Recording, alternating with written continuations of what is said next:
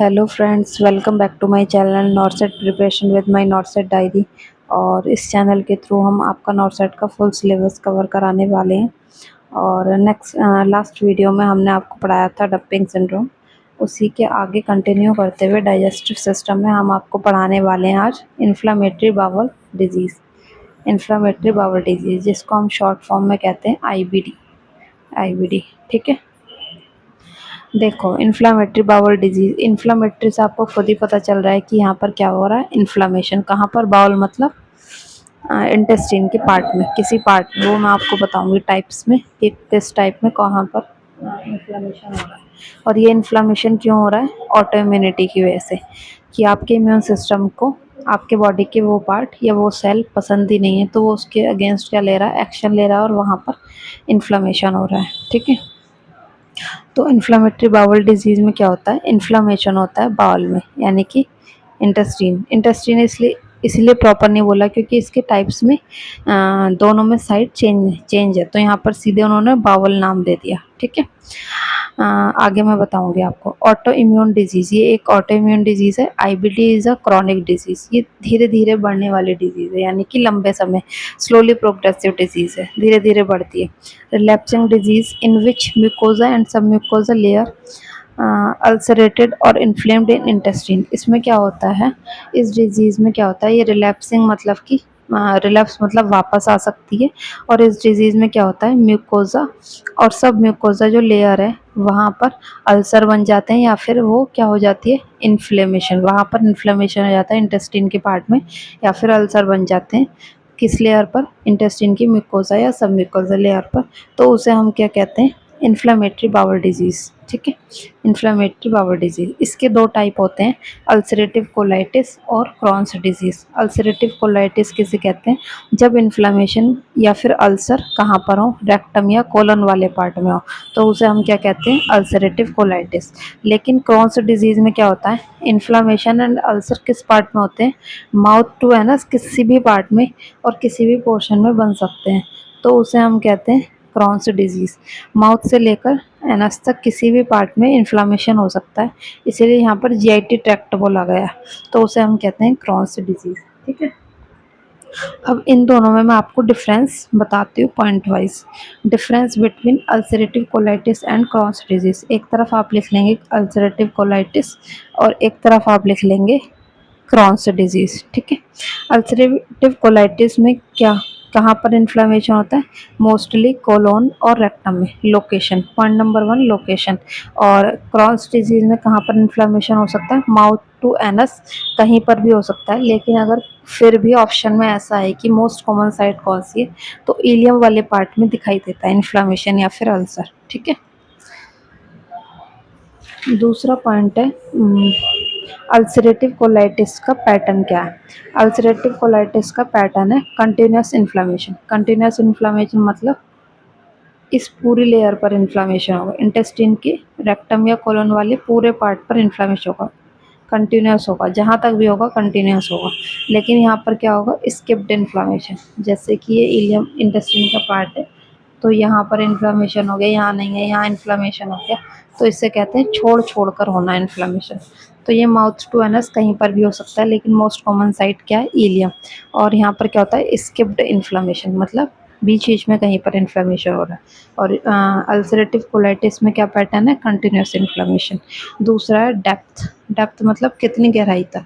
तो ulcerative colitis में mucosa और सब म्यूकोजा इन्वॉल्व होती हैं केवल, लेकिन क्रॉस डिजीज में म्यूकोजा, सब म्यूकोजा, मस्कुलरिस सिरोसा, इंटेस्टाइन की चारों लेयर इन्वॉल्व होती हैं। उसके बाद है हमारा स्टूल।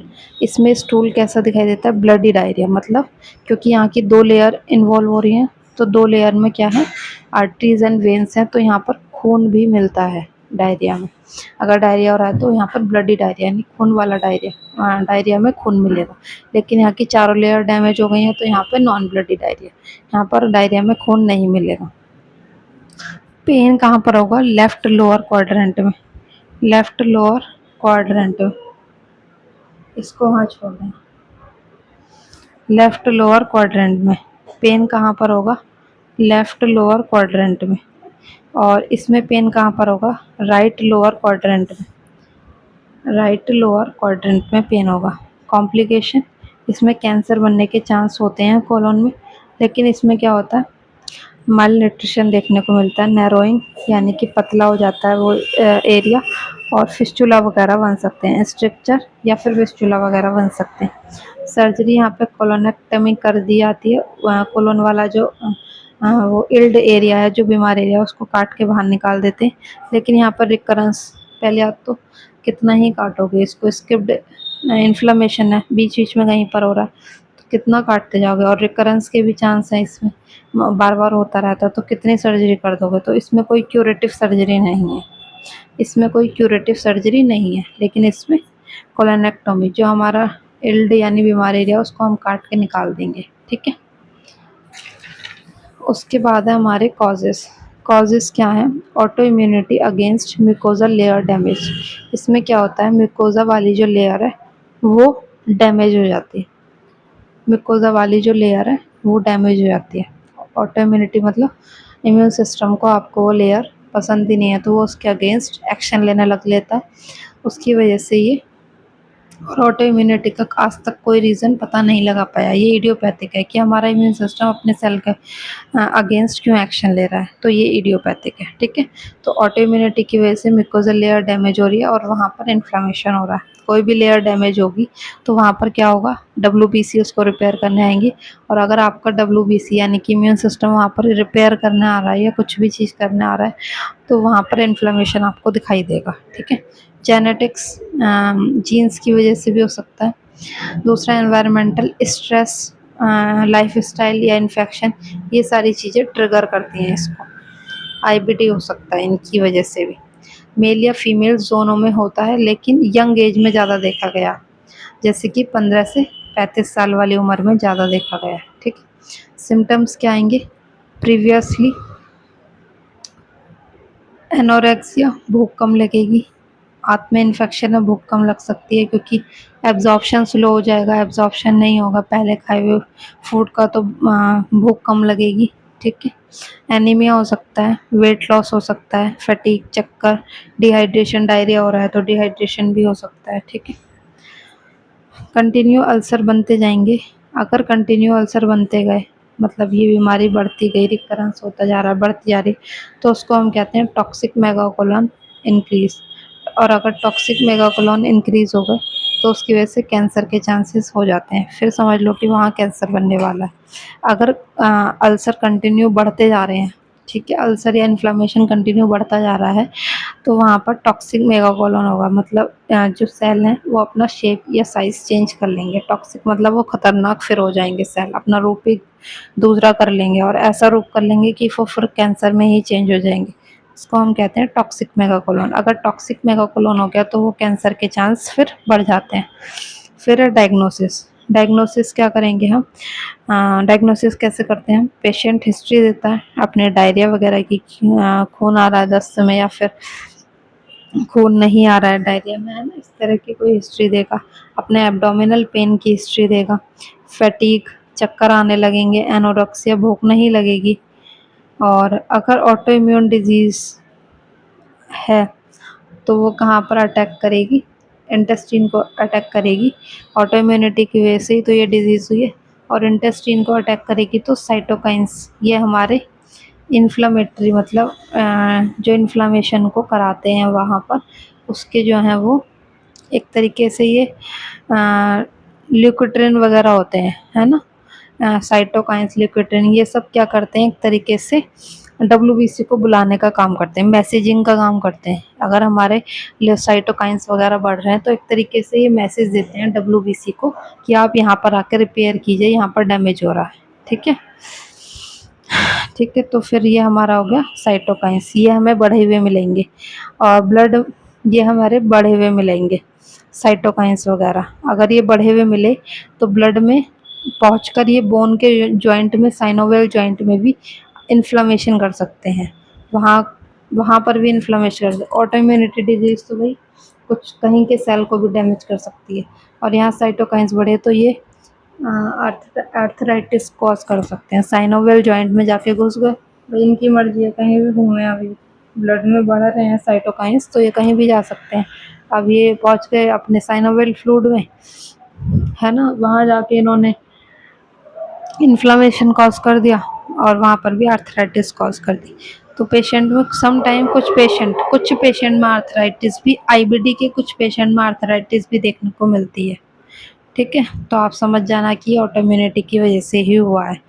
ठीक है, उसके बाद ये आई, स्किन, जॉइंट, इन सब में इन्फ्लेमेशन कॉज कर सकते हैं, वो भी सिर्फ ऑटोइम्यूनिटी की वजह से, मैंने आपको बताया। अब फिर उसके बाद है हमारी इन्वेस्टिगेशन हम क्या करेंगे, सीबीसी, डब्ल्यूबीसी, ईएसआर, ये भी हमारा बढ़ा हुआ है, मतलब इन्फ्लेमेशन ज़्यादा हो रहा है। फिर हमारे इलेक्ट्रोलाइट जो होते हैं वो एबनॉर्मल हो गए हैं। ये सारी चीज़ें हमें एबनॉर्मल क्यों होंगे, क्योंकि हमारी डायरिया हो रहा है, डायरिया की वजह से इलेक्ट्रोलाइट एबनॉर्मल हो गए। हीमोग्लोबिन कराया लो आएगा, ब्लडी डायरिया अगर है तो इन्फ्लेमेशन होता है, डैमेज हो सकता है वहाँ पर। डब्ल्यूबीसी बढ़े हुए आएंगे मिलेंगे, क्योंकि वहाँ पर रिपेयर का वर्क चल रहा है, या फिर वो खुद ही डब्ल्यूबीसी वहाँ के उसको तोड़ने में लगे हैं, खाने में, वो सेल को मतलब डैमेज करने में लगे हैं, अल्सर फॉर्मेशन हो रहा है। ठीक है, एल्ब्यूमिन कम हो सकता है, प्रोटीन वगैरह कम हो सकता है अपनी बॉडी का, या वो डायरिया की वजह से ही, माल न्यूट्रिशन डायरिया की वजह से देखने को मिल सकता है। अगर हम एलएफटी कराएंगे तो हमारी primary sclerosis cholangitis, primary sclerosis cholangitis ये देखने को मिल सकती है। इसका मतलब होता है कि हमारा इन्फ्लेमेशन आंतों से कहाँ चला गया, बाइल डक्ट में। जैसे कि ऑटोइम्यूनिटी की वजह से इन्फ्लेमेशन साइनोवियल आर्थराइटिस करा दिया, या आई में चला गया, या स्किन में चला गया, जॉइंट में चला गया, उसी तरह इन्फ्लेमेशन जो है हमारा बाइल डक्ट में चला गया, आंतों के द्वारा कहाँ चला गया, बाइल डक्ट में, और उसने बाइल बनाना ही बंद कर दिया। तो बाइल बनाना बंद कर दिया तो उसे हम कहते हैं प्राइमरी स्क्लेरोसिस कोलेंजाइटिस। ठीक है, फिर हमारा अगर हमने एक्सरे कराया बेरियम 16 कराने के बाद, बेरियम मील टेस्ट के बाद, तो उसमें हमें स्ट्रिंग साइन देखने को मिलता है, स्ट्रिंग साइन इन आईबीडी। अभी आगे बताती हूँ मैं इसको आपको, सॉरी आपको दिखा नहीं। एक्सरे अगर हमने आपको कराया तो barium meal test, barium meal 16 करने के बाद एक्सरे करा तो स्ट्रिंग साइन सीन हुआ।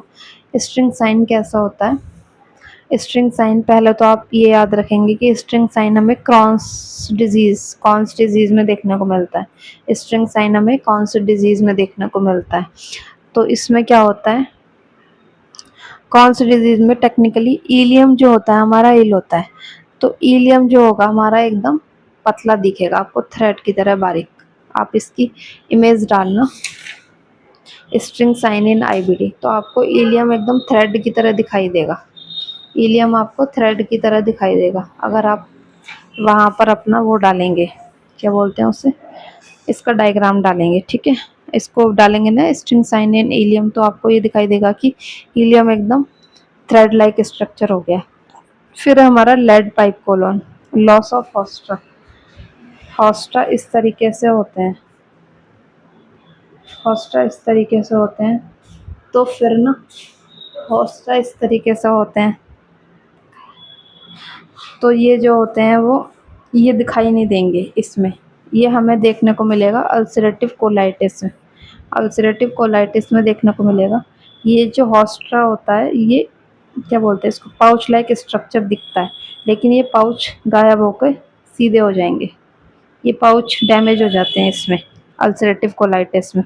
तो ये कैसी दिखेगी, ऐसी दिखेगी, फिर इसी को हमने बोल दिया lead pipe, lead pipe, haustra damage हो जाएंगे। ये है हमारे हॉस्ट्रा, HAUSTR।